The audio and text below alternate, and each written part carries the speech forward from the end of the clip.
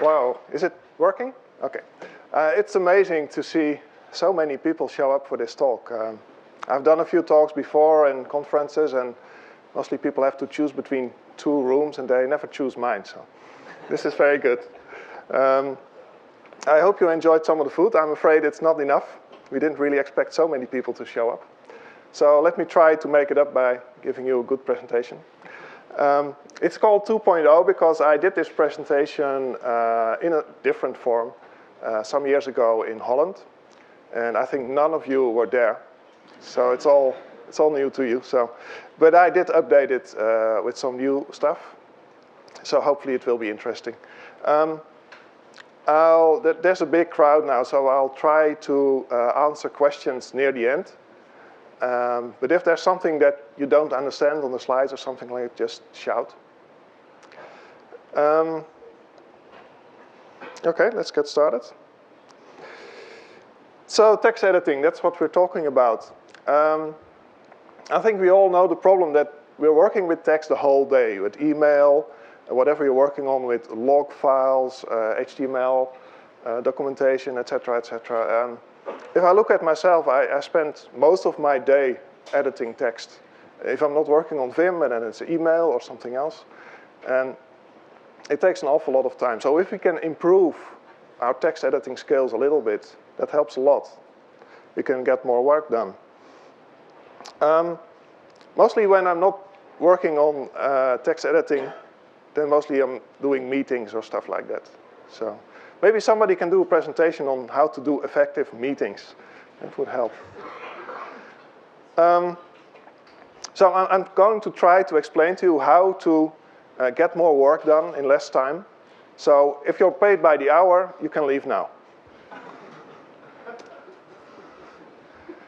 Of course, I'm using Vim for all the examples. That doesn't mean that I think that Vim is the only text editor that you can use or should use. As a basic rule, if you have a text editor that's good, that can do everything you need, has enough features, it does the work, and you can still expand it to do the work you expect it to do, then just stick to it. I mean, why learn another editor when you already have all the skills in the one you're using? So if you're using Emacs, you're happy with it, I'm not going to tell you to leave it alone. Unless maybe you think it's not good. So, also I sometimes see people, even software developers, using Notepad or similar editor. I mean, that's terrible. I mean, you're wasting a lot of time. So basically, you either use the editor that you have that you're happy with, or you switch to Vim. There's no other rule. So otherwise, I'm not going to discuss which editor is best. That's another discussion and not very interesting. I think most of the people here are using Vim anyway. Oh, let me ask that. How many people of you are actually mostly using Emacs? Okay, we'll try to convert some people today. I won't ask how many people are using Vim, because then it's all hands up, so let's not do this. Okay, how am I going to explain these habits that I was talking about in the title? The first step, is a very important step, is, well, they're all three are important. So the first step is how to know that you're doing something inefficiently. Mostly that's when you're repeating the same thing over and over and over again. And you think, well, there must be a quicker way to do this. There must be a smarter way to do this. For example, what I do myself quite often is you have a function name, somebody reviews your change, says, this is a terrible function name, use another name. So you have to go all over your code and change one name into another. Well, obviously, if you're going to find the name, type the same name over and over again, then not only is it not efficient, you're also going to make mistakes that you have to fix later. And it's even getting more complicated, like if you have 5 names that you have to change into 5 different names, and there's a pattern in how you change them, then obviously you don't want to type that. You want to, find some way to do it quickly. The trick here is that you have to do this while you are working. So every time you're working on something, you have to kind of look back like, what did I do the last 5 minutes? Did I repeat myself? Can I do this in a quicker way? So you have to detect your inefficiency. That's actually quite tricky, but I'm going to give examples, of course. Well, find a quicker way. Well, every good editor has ways to do things quickly. The trick is, how do you find them? You don't want to spend the whole day to find a better solution. You want to find it in 5 minutes. So I'm going to give you some ideas of how to find better ways, quicker ways. And the last and also important is how to make it a habit. You can read the whole reference manual of Vim, but that doesn't mean you know the commands. You don't really use them. So you have to make it a habit to actually use them. Otherwise, you'll have to think about every key that you type, and you really want to, get the commands in your fingers done automatically. So it must be a habit. So basically what you need to do is you have to see the problem, you have to find a solution, and make it a habit. That's quite simple, isn't it? So, okay, let's go on. Yeah, about the title, I mean, why 7 habits? Why not 3 or why not 42? Well, actually 42 will be a different book. I saw this book and I read it, and I think it's quite an interesting book and gives you a lot of tips about work and life and family and all kinds of things. And I can recommend it for normal, reading. And I also like the title. So I made the title for this presentation a variant on this title. Of course, there's also another variant on this title. 7 years of highly defective people. I just love Dilbert. This is really a great book that explains a bit about the characters around Dilbert and why they are drawn the way they are drawn and how they developed over the first 7 years. That's really a nice book, especially if you like Dilbert, of course. Okay, let's go on with the first habit. This is something simple to start with. So you have this code, and you're wondering, where is this variable used? I just use argc for an example. So what do? You search for the name, and you keep pressing N to find all the occurrences of that variable. And then you search for another variable and do the same thing again. You browse through the whole code, and then you type a long name. But if you look closely, you can see there's a typo in there, so you don't find anything. Well, this is what happens a lot if you don't know the commands of your editor.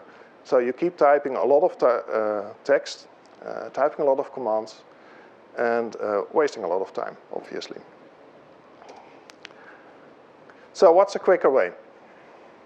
Well, what's important here, how do you find a quicker way? In this example, I will say that you just search in the help for Vim, and you find something about search highlighting. And you think, well, I'm searching, I want to see what's going on, so highlighting will help. And so you turn on the highlight search option. Of course, you need to search a little bit in the help to find this. And especially the star command. Well, I think most people that actually use Vim know about the star command. And especially if you looked on the website. I think it's actually the first tip, one of the first tips.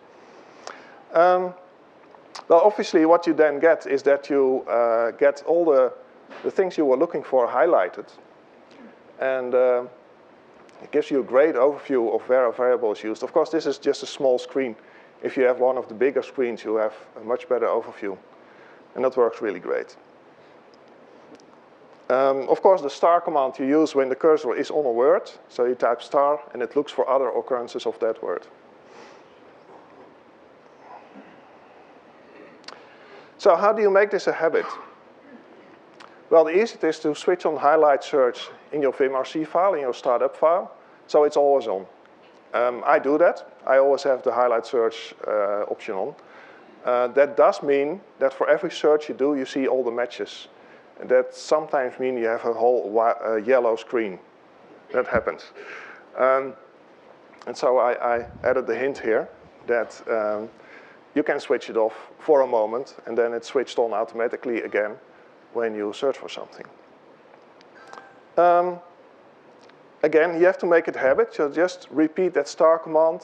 You have the option switched on, so that works.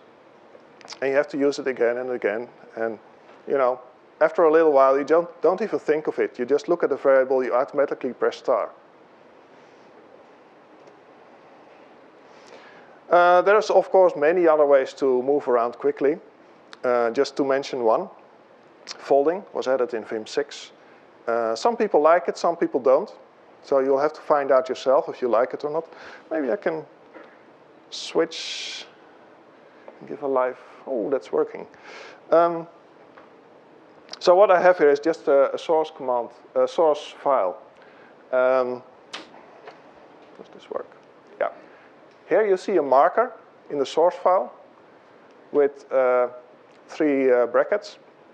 And that actually marks an area in the code that can be folded away. So I can just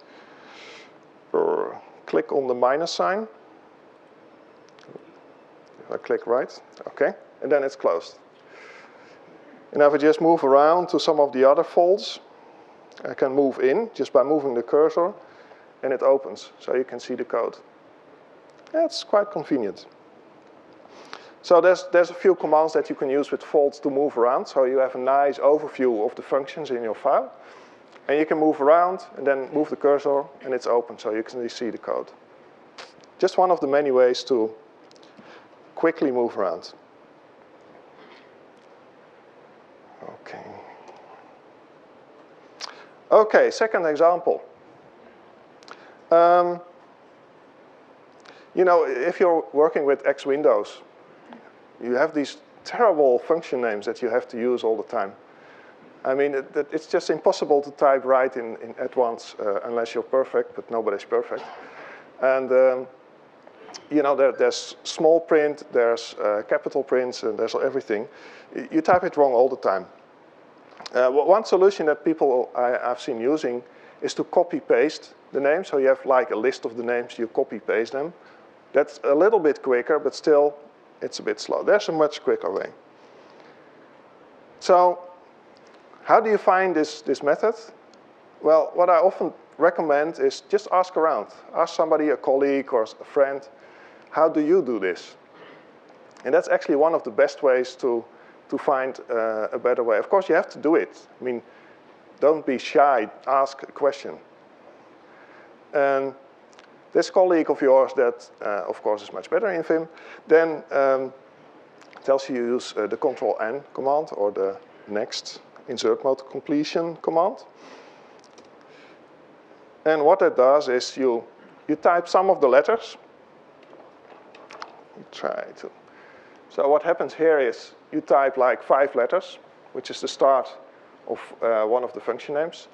Then you hit Ctrl-N, and Vim will complete the whole word for you.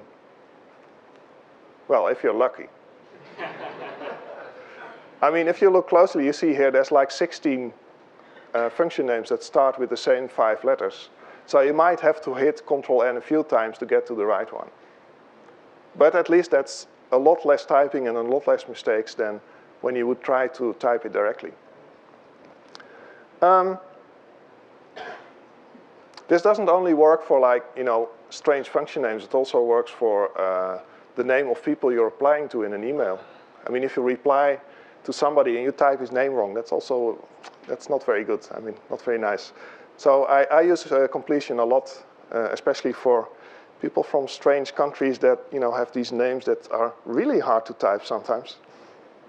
I mean, no offense, but not everybody has English names or Dutch names, so it looks very strange.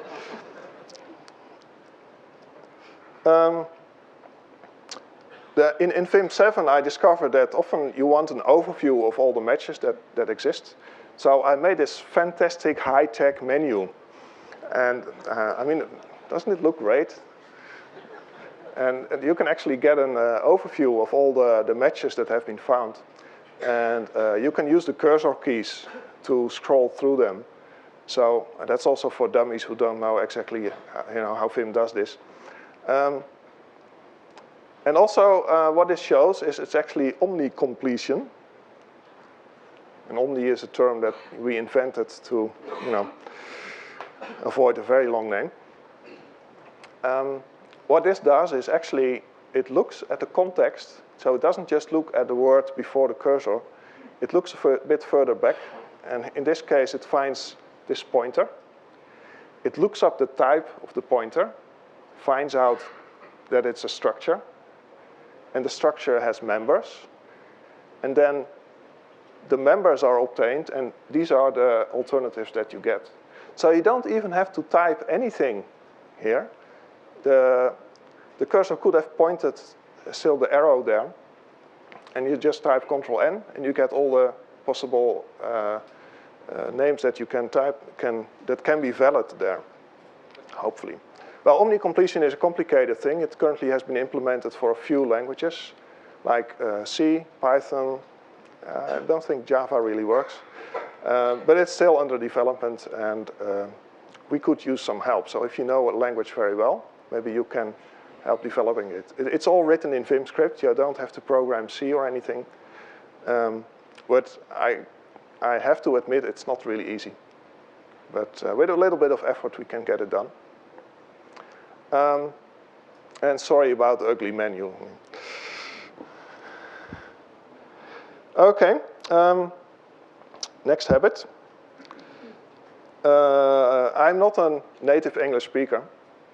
I do know English quite well, I think, but I still make lots of mistakes, especially when typing.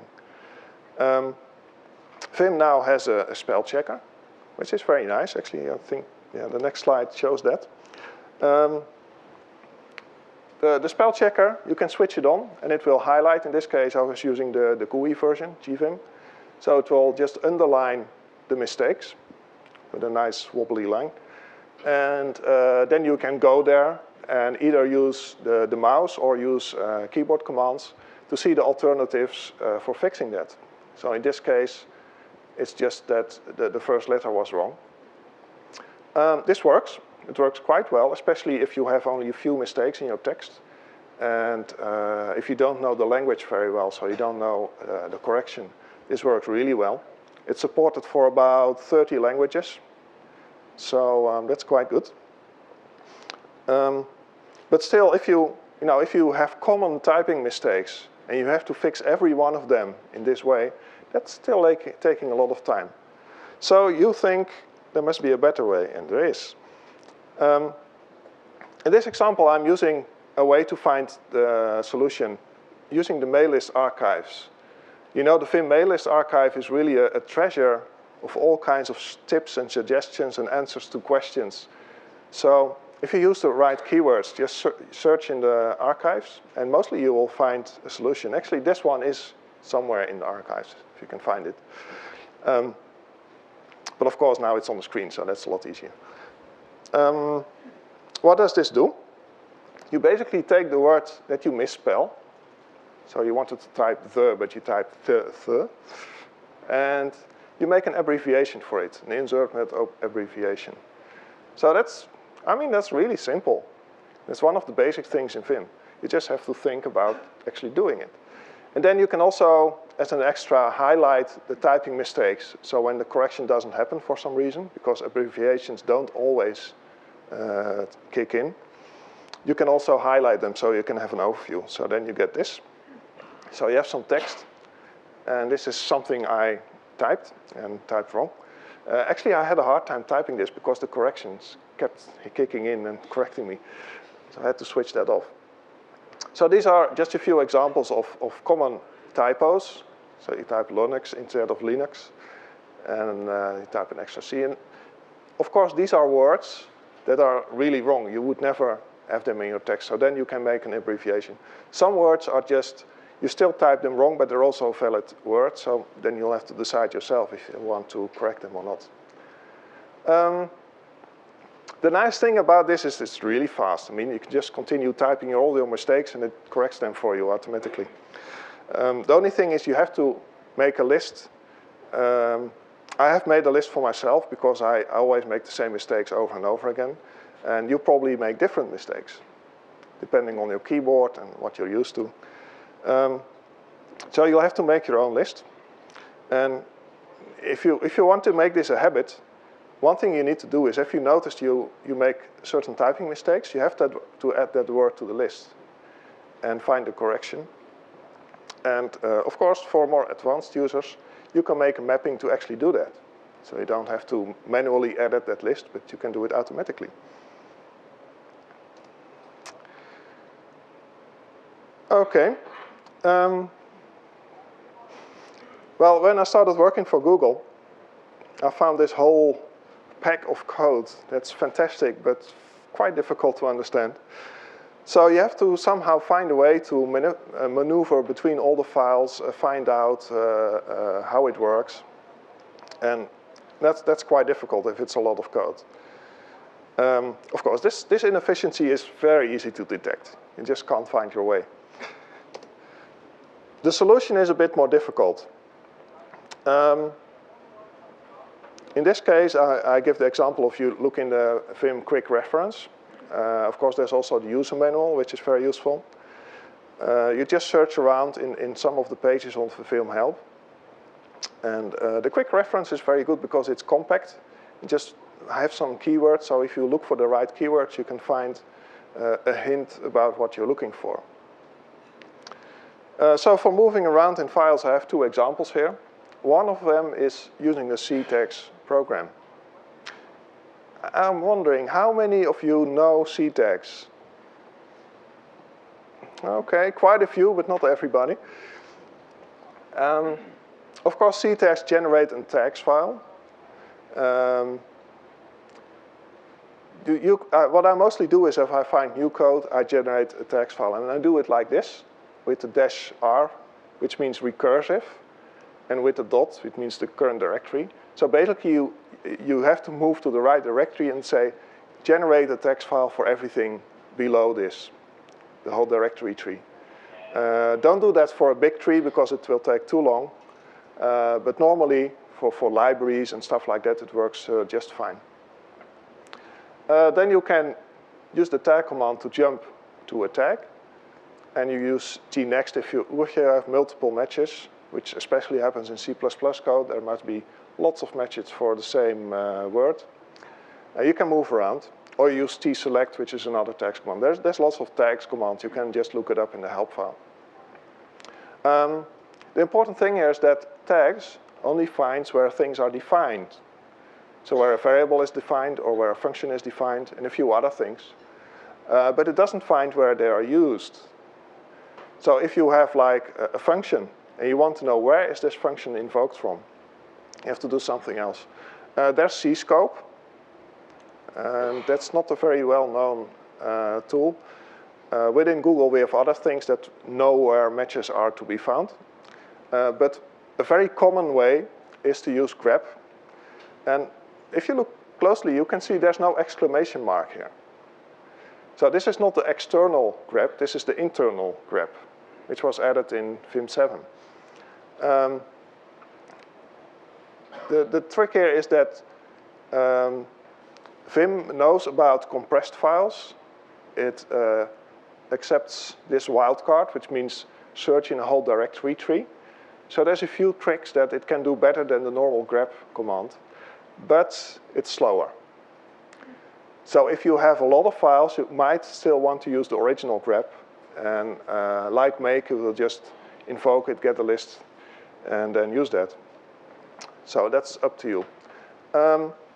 Anyway, you get a long list of matches, and then you have to move through the matches. If there's a few matches, you can just use cnext and clist and the other C commands to manipulate the list. And there's one nice thing, though, that if you have a lot of matches or you want to get an overview, you have the quick fix window.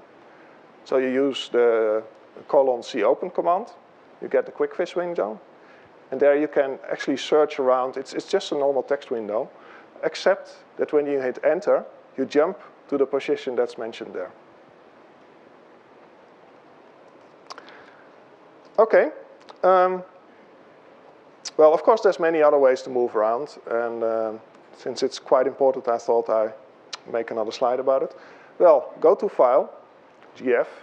You can just type that on any file name, and it will jump to that file.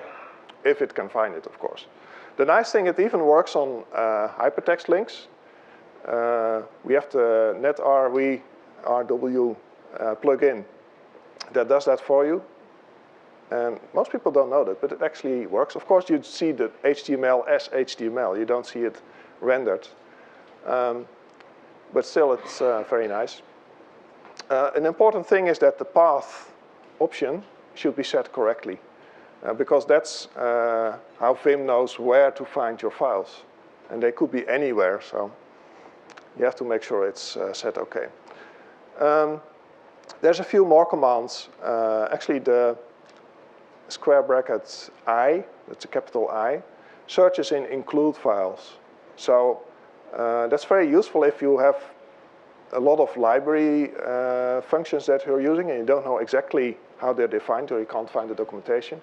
You can search in the header file, the include files, and again, if the path is set correctly. I quite often just use the square bracket tab and just jump to the first match, basically. And hopefully that's the right one. And that's very quick. Unless you have a lot of include file, then it's slow.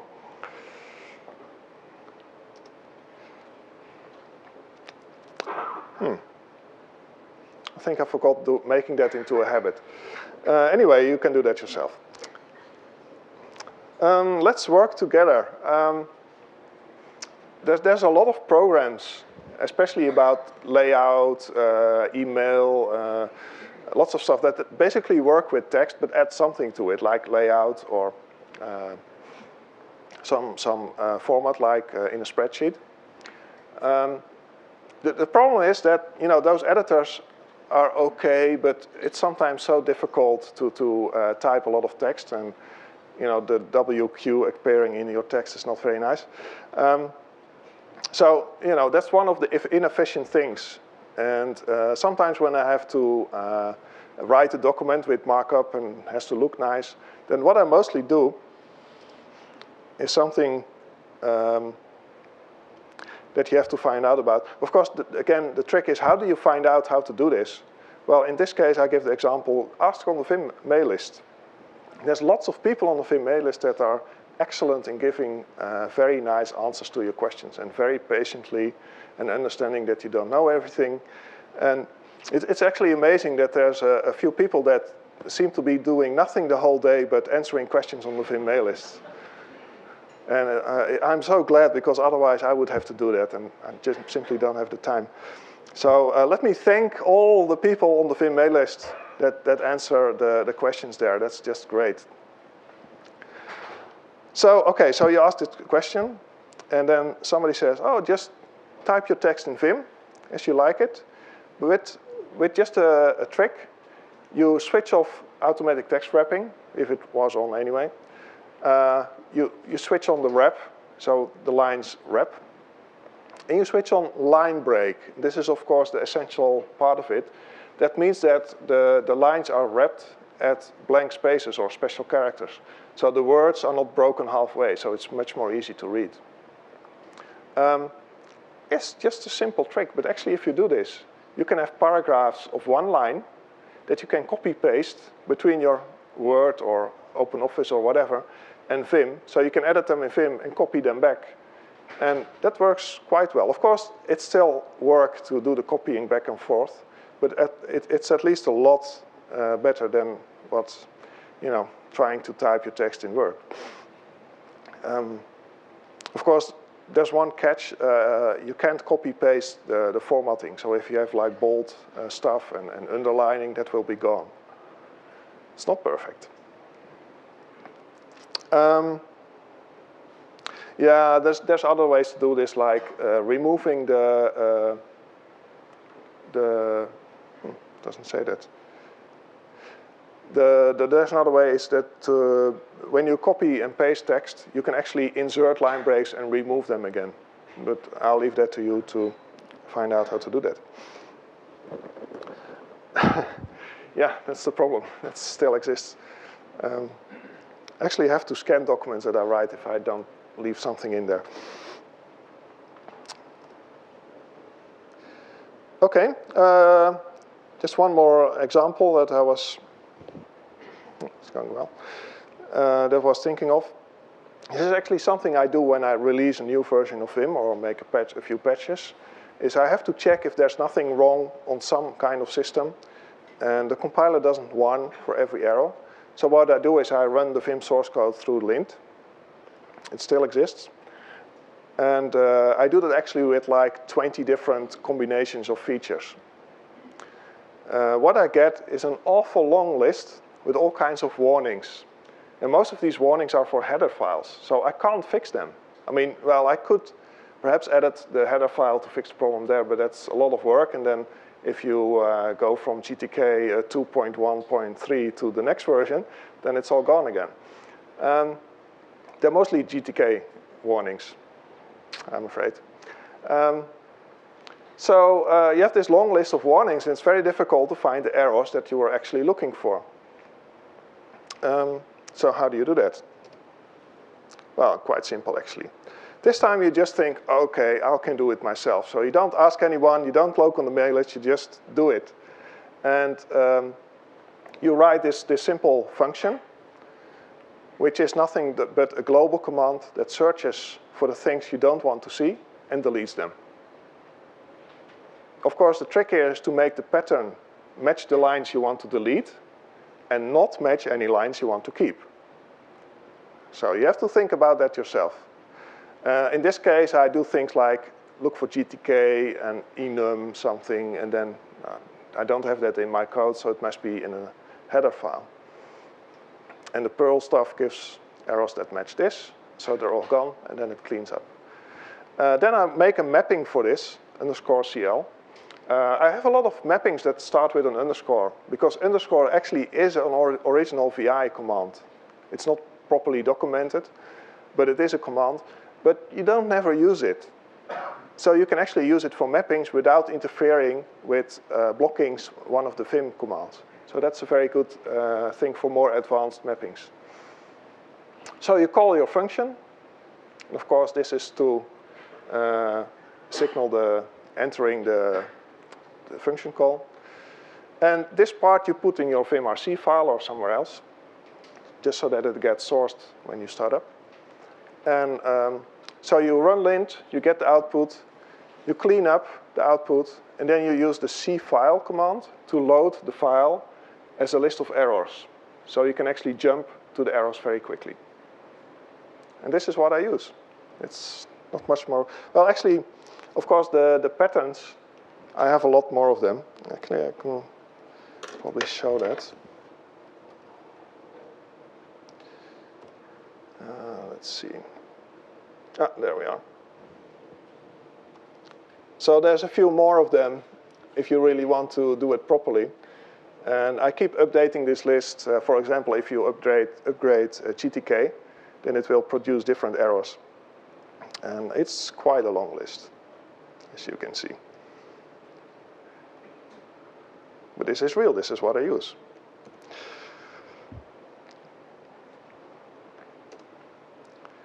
And again, you have to make this a habit, so just do it. Well, I do it quite regularly.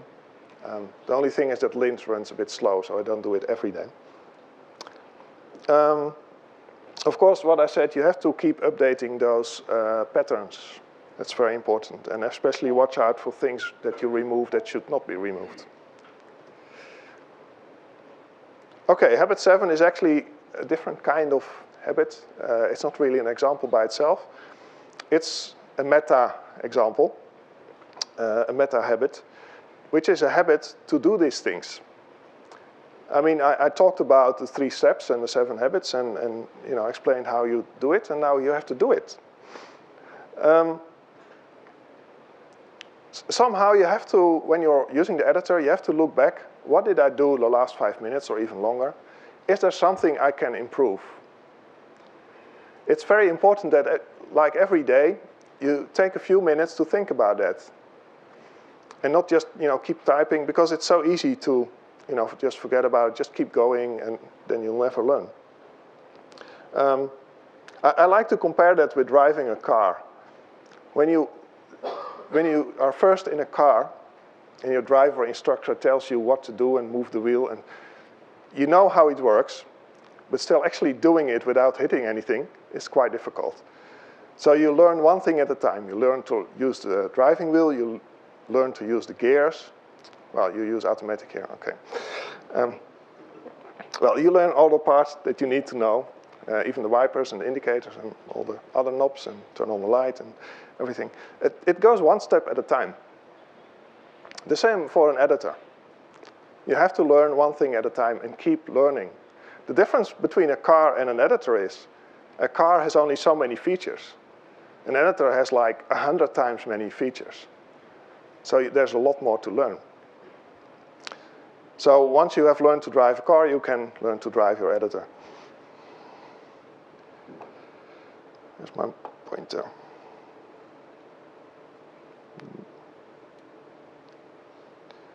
Okay. Let's skip that. Okay, how does film help you with this? Well, of course, lots and lots of features.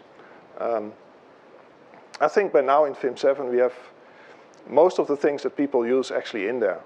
I can't think of really big things to add that people would use daily. Of course, there's still a long list of feature requests, but most of the things are just for a few people that would use them, or they're very difficult to implement. Yeah, I'm not going to go through the list. You probably know about that. And well, I want to say one thing about automatic indenting. I don't know if you're using it. If you don't using it, you're probably missing out a lot. It's just a matter of switching it on, and mostly it works, especially for C code and a few other languages that are structured enough that it's easy to figure out indenting. Python, of course, is an exception, because there the indentation defines what it means and not the other way around. So that's a bit tricky. But otherwise, it's a really great feature and saves you a lot of time. And why is my mouse cursor gone? Oh, well, doesn't work. It just doesn't work. Okay, so a summary of the 3 steps. And somehow it sounds so simple. And it is simple, you just have to do it. So you have to detect what you're doing inefficiently. As I said, look back at the 5 minutes that you've been working and think of what could you improve in those commands that you've done. Find a quicker way. Well, there's many ways to find out the commands that you need to do it quicker. Read online help, ask the mail list, ask friends, search on the internet, and you can even do it yourself. Write your own scripts. I know the Vim scripting language is very specific. It's not like any other language. But if you use examples, for example, most importantly, if you go to the Vim website, there's lots and lots of scripts, useful scripts. And if you look in there, you will probably find some examples that you can use and copy paste and change a little bit, and that will do what you want. And of course, the 3rd step, make it a habit. Make sure that you actually use it and get it in the top of your fingers so it's almost automatic. And I think one important thing to add here is that you have to do one thing at a time. I don't think you can just sit down one day and in that one day do all of this for everything you do, and then the next day you're going to use them. No, it's more like you do a little bit of it every day. That works much better. A few counterexamples, how not to be effective. One of the major problems is that your boss tells you that it has to be done today or yesterday. You just don't have the time to look into the help files or ask somebody how to do something quicker. And it's an obvious mistake that a lot of people make. So just take your time to do it right, and in the end you will be more effective and more efficient, and then your boss will be happy too. And the counterexample, I know a lot of people that just start reading the reference manual and want to learn every single command. You can imagine not only do they take an awful lot of time to learn everything, but they're also wasting time because most of it they're never going to use. And especially it's not going to be a habit. So every time they they want to do something, they have to think, how did I do it? And carefully type their commands, and they end up being very slow, actually. So don't try to learn everything. Just learn the things that you need.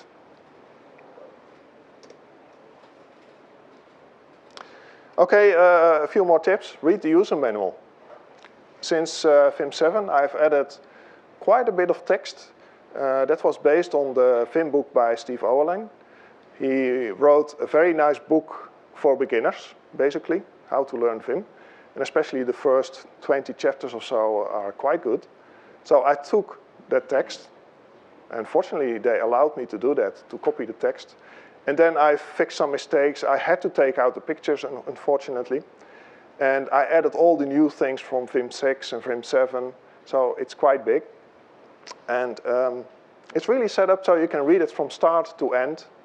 And you have some idea, at least, about all the commands. And from there, you can actually jump to more detailed help. So that's very good. As I said, the Vim user mail list works really well. Don't be afraid to ask a question there. Just try to formulate your question properly. If you have something like, this doesn't work, how do I do that? Then nobody can actually answer your question. They're just coming back with more questions because they don't understand you.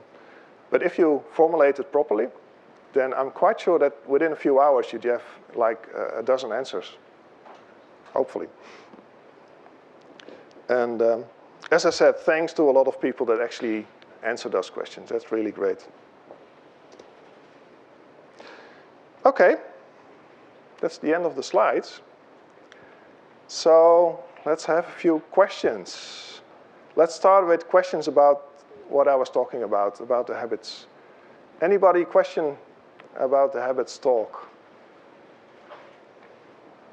Nobody? Was it so clear? Okay, there's one. Yes?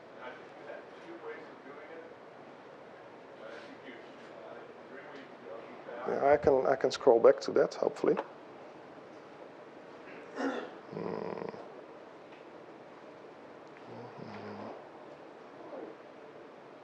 This one. Okay.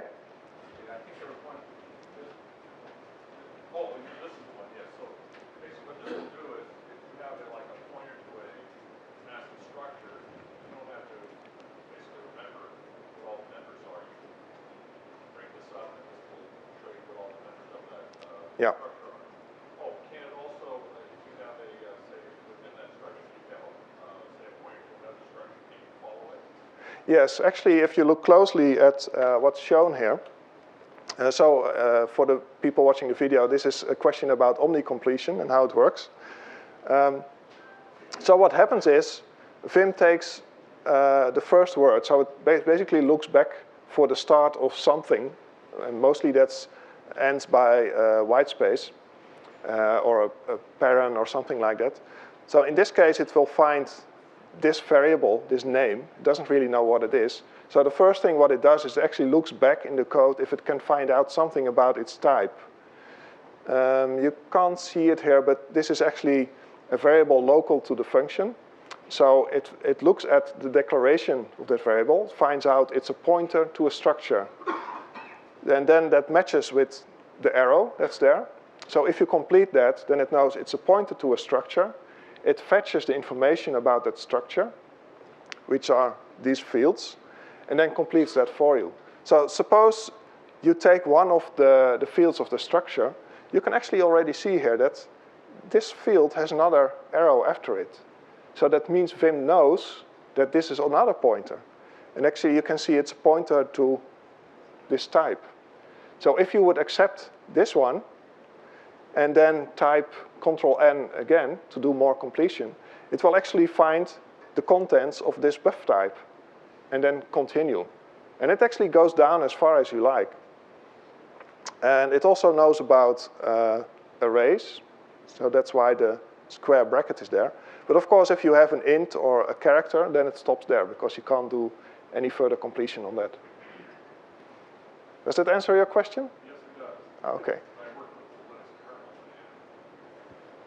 and a lot. I've got pointers to function, whatever. That's exactly what this is for. So you don't really have to know what this type is or what it points to. The omni completion will find out for you. And it's quite nice that it's mostly correct. I cannot guarantee it's always correct because it's based on some guessing. It especially gets confused by preprocessors. Like if you have a hash if structure there, then of course it gets lost because it doesn't understand that. Okay, but this also is outlined in the help. Yeah, this. Yeah, I think if you just do help omni, actually you can try that.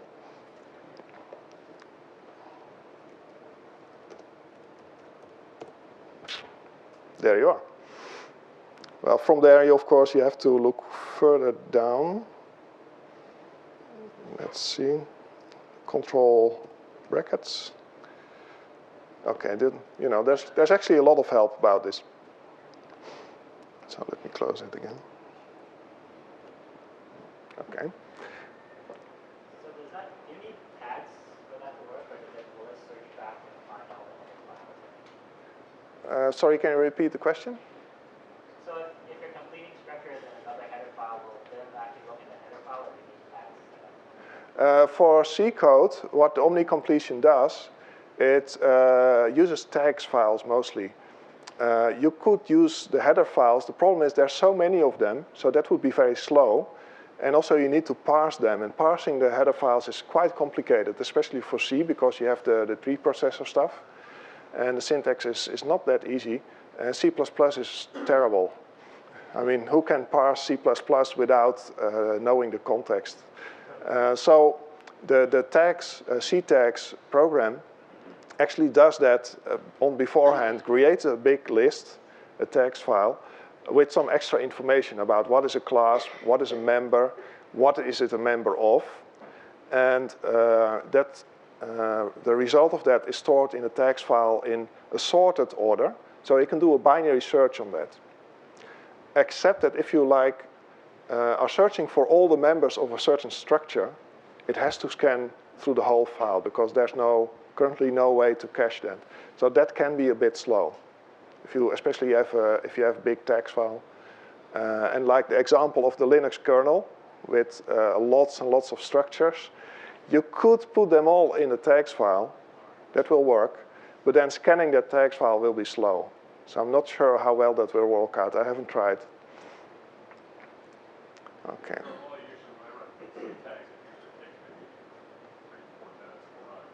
Yeah, the tags program is actually quite fast.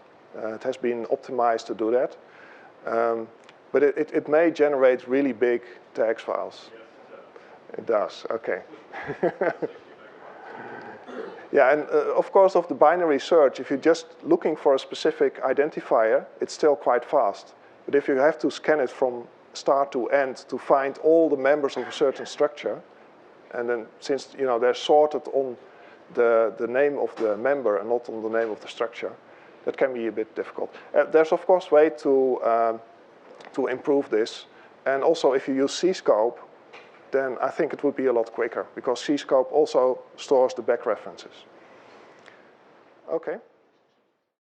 Okay, so we're back online, and we're ready for another question. Okay. Is your vimRC online? No, it's a big secret. My vimRC is a big mess, I have to confess. What I mostly do is people send me bug reports, and then I have to try out to reproduce it. And I end up with all kinds of mess in my vimRC because somebody reports a bug. I try it out, think, okay, this is the way to reproduce it. So I make a remark in my to-do list to look into it. So I leave the stuff in my .vimrc file because I need it later. But then, of course, I forget to delete it. And I have stuff in there for older versions of Vim that sometimes I have to look into. Well, I actually never do in practice, but it's a big mess. So I'm not going to publish it. I think Sven Gukas has actually published his vimRC. And so if you want a good example, maybe you can use that one. I'm not sure if there's other ones. You should be able to look for that with some search engine that you might have heard of. And I'm not sure if it understands the dot, but vimrc it should understand. So, no, but I'm not giving you my vimrc, sorry. Okay. Vim makes me happy, and the fact that it's charityware makes me even happier every time I use it. Very good. But I have a somewhat political question. I noticed that you use a Mac, and Guido Van Rossum uses a Mac, but Vim is open source. And like for nutcases like me, I wonder if you could talk about open source, but sometimes using closed source stuff, and just your thoughts. So your question is, what do I think about closed source versus open source? Is that correct? And using, yeah. Well, of course, I very much enjoy using open source. I very much enjoy writing open source. It's just a lot of fun. I think Linus used that as his main remark on what he thinks about Linux. It's a lot of fun.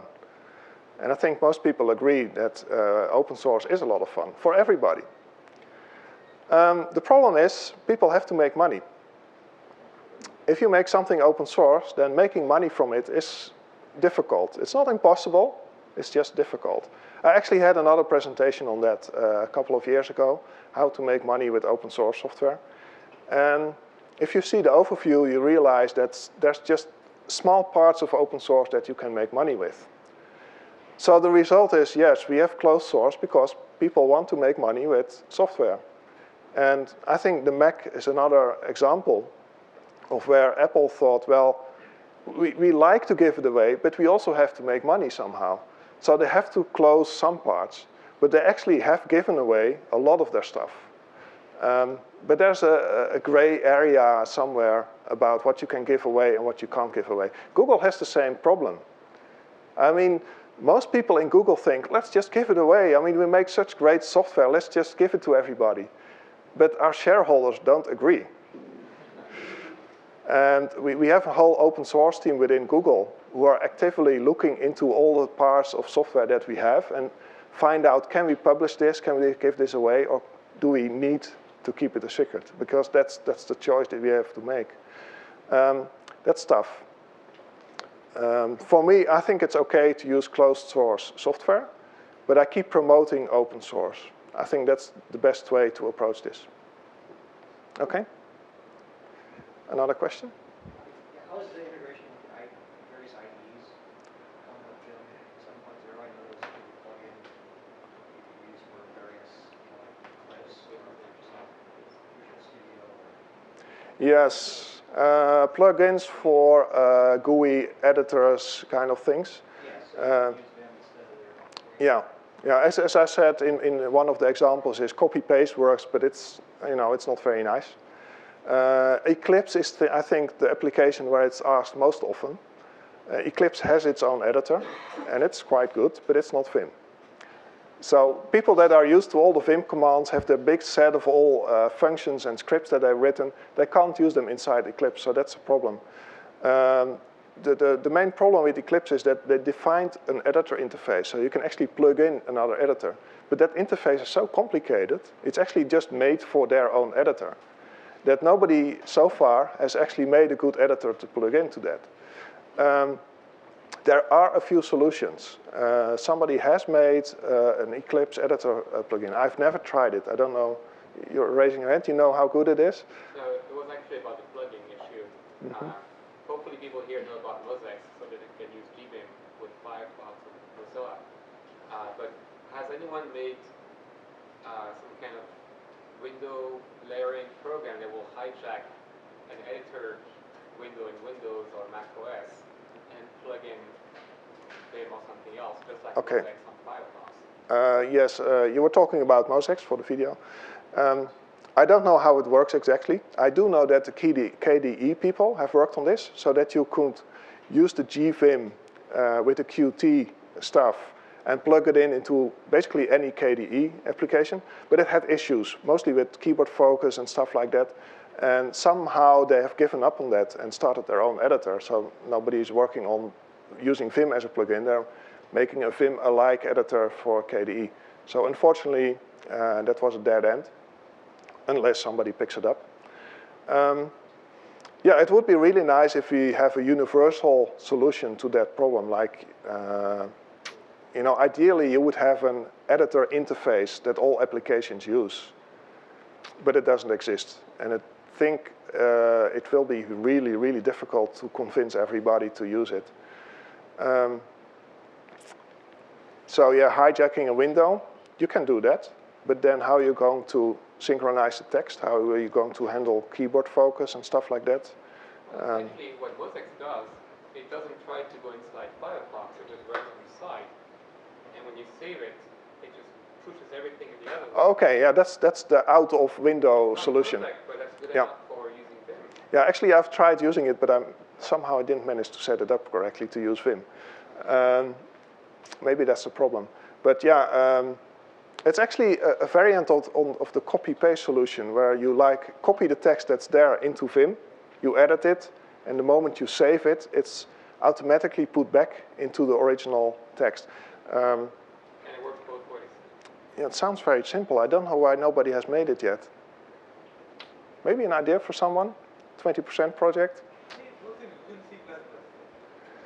I'm sorry, I didn't hear the first word. In Microsoft VC++, added in React and in VC, and both are different. Yes, the Microsoft Visual Studio, the older version, actually had a possibility that you could add a few buttons inside, and if you click on them, then the text would appear in Vim, and you could send it back to Visual Studio.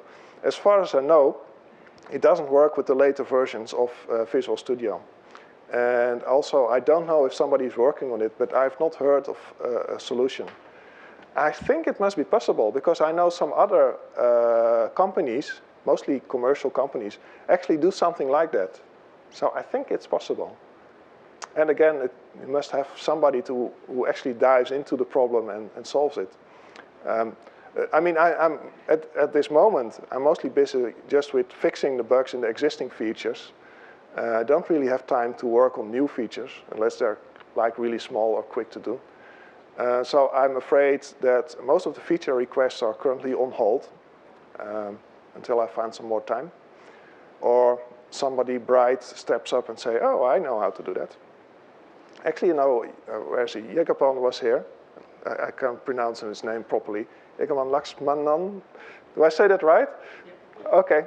And he's actually helping me now with some of the features that are on the to-do list. So that's really good. I really appreciate it. So I wish we had more people like that. Okay, one more question. With regards to text editor productivity, would you consider using the mouse and productivity indicator? It depends. The mouse can be very productive. For example, if you take scrolling, we have a scroll bar here. Suppose I would like to move this scroll bar without using the mouse. Then I have to use Control-E or Control-D, something like that. And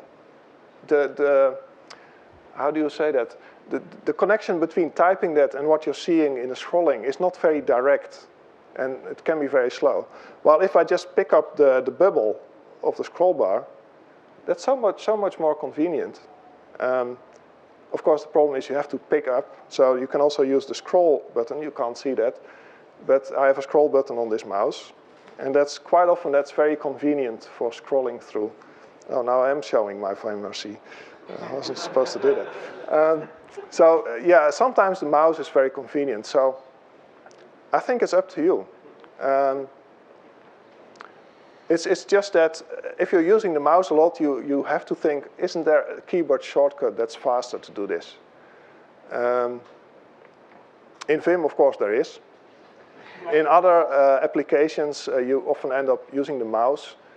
I mean, graphical applications are meant to be used with the mouse. That's very difficult to use keyboard shortcuts to move between fields in a form, for example. Then, you know, just click and it's so much easier. I've never used GVim proper, Uh-huh. but I'm assuming that all functionality is as a direct command. There's no mouse only. GVim is basically a graphical layer around the console Vim. It's more like a very special kind of terminal. There's a few more connections to make it work better.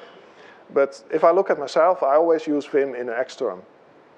The Xterm supports the mouse, it supports coloring, it supports everything that I want to use. And it's so much more quick in doing things than starting GVim, and then you have to grab the mouse to point to the right window, things like that. And also if you want to use external commands like grep or just use a copy command or whatever, that works better in a terminal than it does in GVim. So for Vim, I would recommend using the console version in a good editor, in a good terminal. I mostly use Xterm because if there's something in Xterm I don't like, I just ask Thomas Dickey to change it. And that works. Okay, another question? Is it possible to do completion based on Google lookups? Like say diagonal text and this word are like multiplied with some and complete? No, you'll have to make that. I tried making one. Okay, the question actually was, can we do completion based on Google lookups? Yeah, some clever way of doing completion. Well, if you look into the completion methods, there's actually a function you can define to do your own kind of completion. And so you can use that basically to fetch the matches you want to find anywhere. The only tricky thing is speed. Of course, if you want to use Google to look up some matches, I don't know how fast that will be, depending on your connection, how fast Google is, and stuff like that. But there are certainly possibilities there. Yeah. I saw a question over there. For the older ones among us in the audience, about 10 or 15 years ago, Vim was one of the half-dozen VI clones, Stevie and Elvis and so on. Mm-hmm. What do you think you did right? What did I do right to make Vim the winner among all competitors? I think the main thing was that I just kept working on it. All the others have disappeared. I know Elvis was very good, and I liked it a lot. There's some ideas that I didn't like, but overall it was good. But what's his name, the person making it, he actually decided at one point that he had to do a complete redesign of the source code. So then for 2 years, nothing happened except that he was working somewhere on the new version. And then when the new version appeared, it didn't do much more than the previous version. It just, the source code was probably great, but nobody looks at that when you're using it. So that kind of was the end of Elvis. Stevie has not been worked on for a long time, I haven't seen it. One of the other good competitors is NVI, New VI, which is actually the BSD reincarnation of the original VI. Keith Bostic worked on that. He did a really fantastic job.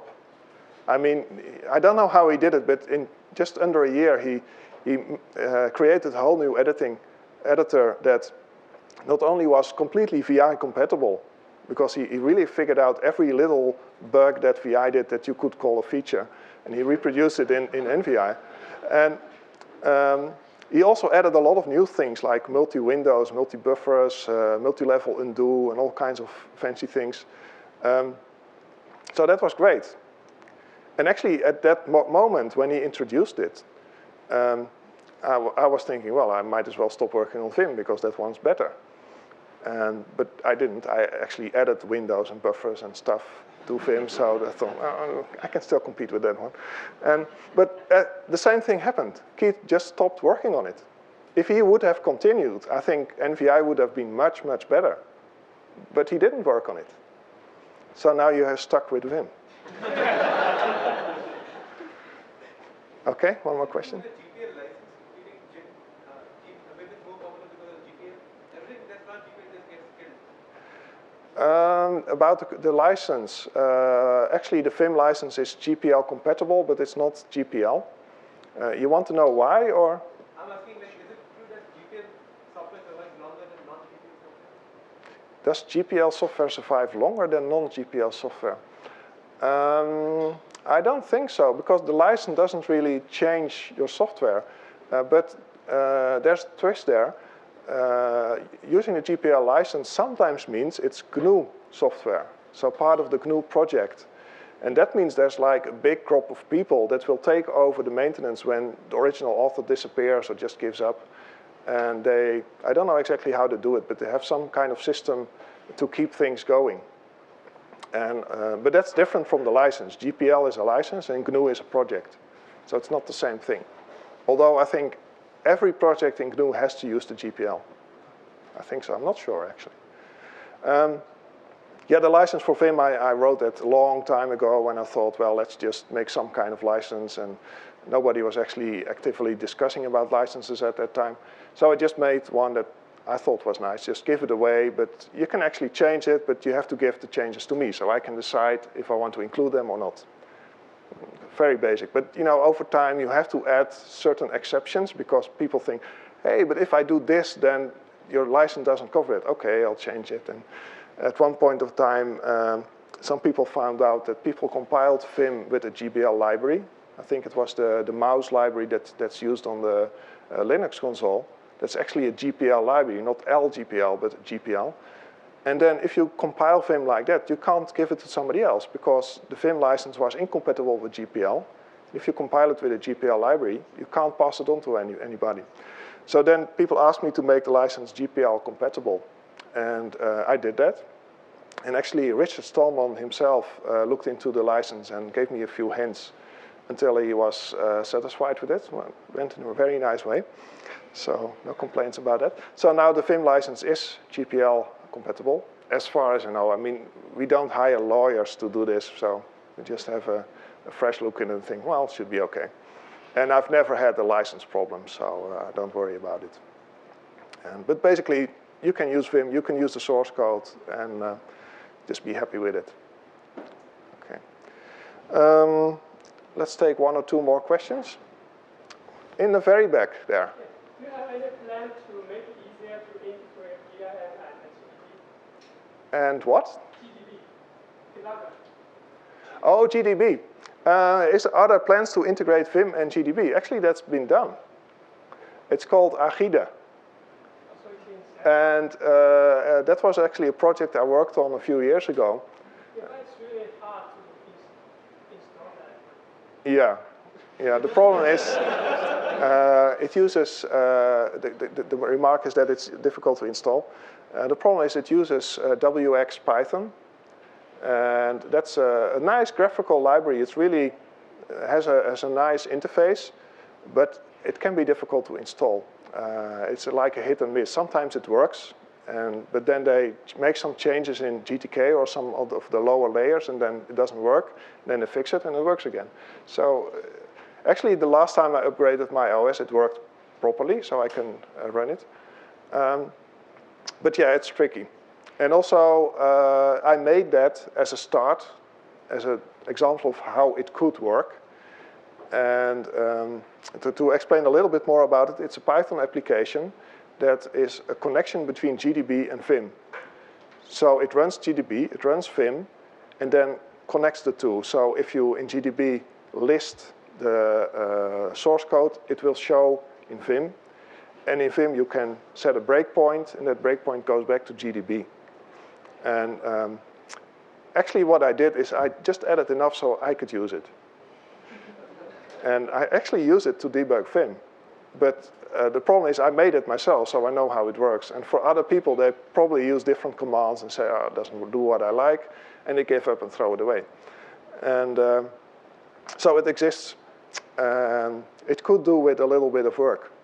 So if somebody's interested, it's all on the web. It's all download. It's actually, well, we don't need it. Okay.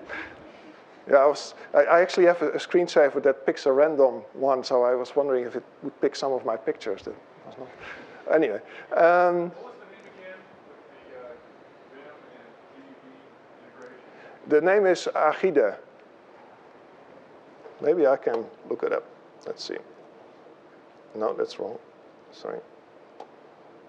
Come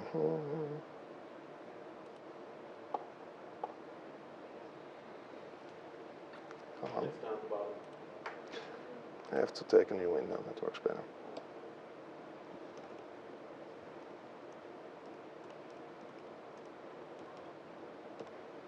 Okay, that's how it's spelled. And it doesn't work because I'm not connected. Okay.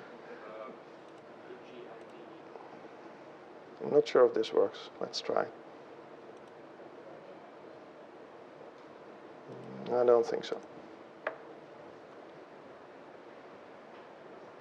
Well, anyway, you can see how it's spelled. Oh, it works. What's the best way to donate to the project these days? Because I was a little bit confused at one point in between, like, because you had quite a few options and which is the sort of most effective, at least most economical for the project, you know, so if all your money gets to it. I don't quite get the question. You have lots of options, of course, yeah? To donate money, you know, to the big project. Oh, to donate. Oh, that's a good question. Thanks for asking. Well, actually, when I was working on Vim 7, you may have noticed that at that time I quit my job, basically, and I started working on Vim full-time. So at that time I asked people to please give me some money to survive. And that worked quite well, and I survived. And, but then Vim 7 was ready, and I thought, well, let's get a real job again. So I decided to work for Google. And at that moment I thought, well, I don't need that money anymore, but people kept sending it. So that money is actually now all going to the same Uganda project that I've always been talking about as charityware for Vim. So that kind of doubled the donations that are going to Uganda. So that's very good. And people just keep donating to Vim. I think most people do that as a sort of a thank you for this nice editor that they're using the whole day. And I think, well, I would like to give something back, and okay, give me some money and I'll give it to the needy children in Uganda, and they can really need that money. I should show you at least what I'm talking about.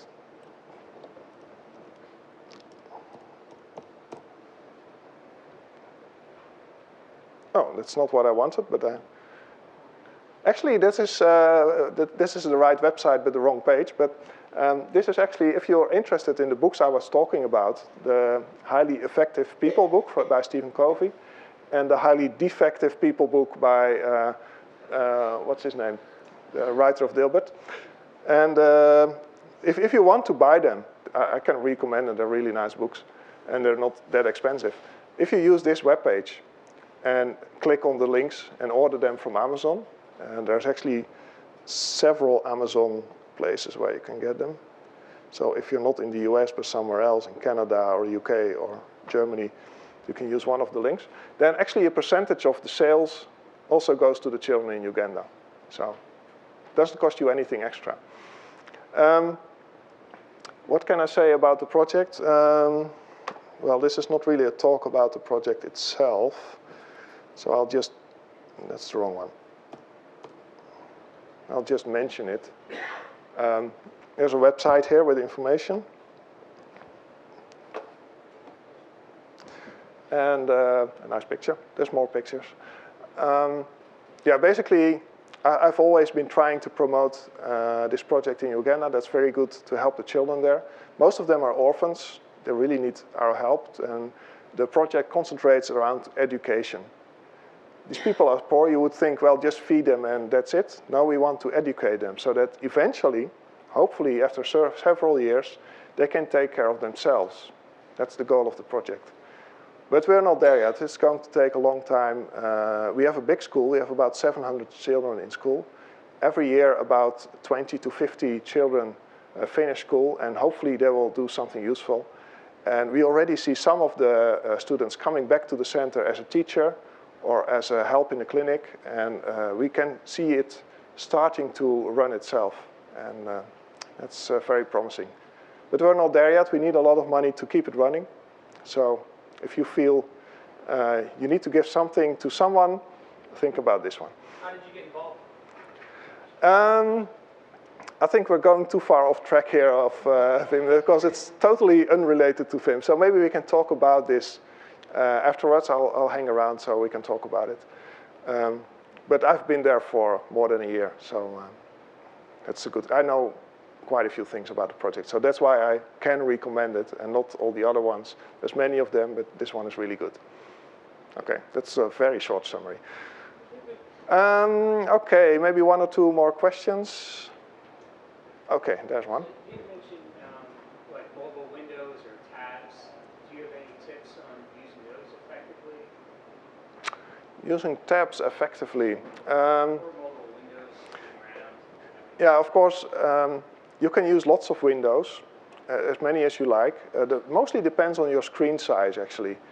If you have a big screen, you can use lots of windows. If you have a small screen, like this small laptop that I'm using, you can't really fit more than 2 windows on there without having the problem that you have to scroll a lot.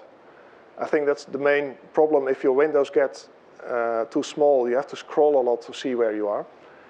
And for me, what I'm mostly doing, I start multiple X terms, like 4 or even more. And it's very easy to switch between X terms. So inside Vim, I don't use many windows, mostly 2 maximum. And then if I need to work on something else, I just go to another X term, start Vim there, and continue. And of course, you can copy-paste file names and marks and whatever. So that works good for me. Tab pages, they're very nice. And you can actually have multiple windows on one tab page. So it's like you have multiple Vim sessions just next to each other. Organize them as you like. I don't really use them myself very much, but that's probably mainly because I'm an old-time Vim user and they weren't there, so I have the habit of doing it one way. And now we have tab pages, and I don't really need them.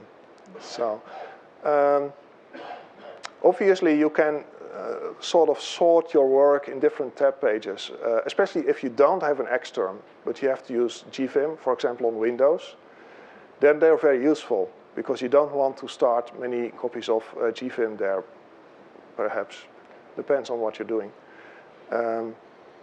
And of course, it's a quick way to switch between different pages with Windows. And so if you organize them in different work groups or different things you're working on, you have to be careful not to get too many of them. If you have like 20 different tab pages, you're probably doing something wrong. That's not the right way to do that. There's other ways to organize lots of files. Okay, does that answer your question? Hopefully. Okay. I think I'll take one more question and then we can just socialize. Okay, final question. Who's up for it? Okay. So I use like a lot of extras and webs inside it. How do you synchronize your web info between like history file between all the sessions that are going on? Yeah, how to use the Vim info. Between multiple sessions of it. Well, if you talk about sessions or Vim info, those are 2 different things. Vim info just stores the last information of the last Vim you exited, because that's when it stores it automatically. You can also store it manually. You can, at one point in time, you can say, okay, store what I have now in my Vim info file, or even create another Vim info file. But that's not very comfortable. If you talk about sessions, like what we were talking about, a session with multiple windows. So you're working on some project and you have multiple source files that you're working on. You say, okay, now I have to go home. I want to start this again tomorrow. The best thing to do is then to make a session from it with the make session, mk session command. You can store it somewhere and you recall it later. You can also use it to store views on a file with all your option settings and stuff. But I think the main thing is store a session as a session under a name, and you can reload it. It doesn't store everything. There's actually an option that specifies what you can store in your session and that you can switch on and off. The default is pretty good, I think, but again, it depends on what you're doing. The Vim info is completely automatic. I use it an awful lot. For example, if you edit a file, you exit Vim, you open it again, and you type :E and just use going back in the command line history, you find what's been stored in the Vim info file. Same for search patterns, marks, and stuff like that. Quite often you don't really think ahead and think, I have to get back here, so you don't remember to put a mark there. You just exit Vim, and then a few hours later think, oh, I have to go back there, and where was I? And then the numbered marks are very useful. So you can use quote 1, quote 2, quote 3, and you go back to all the positions where you exited Vim the last 9 times. So that's not really a session, but in the Vim info file. Okay. Okay, I think that's it. Thank you very much for coming. I'm so happy that so many of you showed up. I really enjoyed talking to you. Thank you.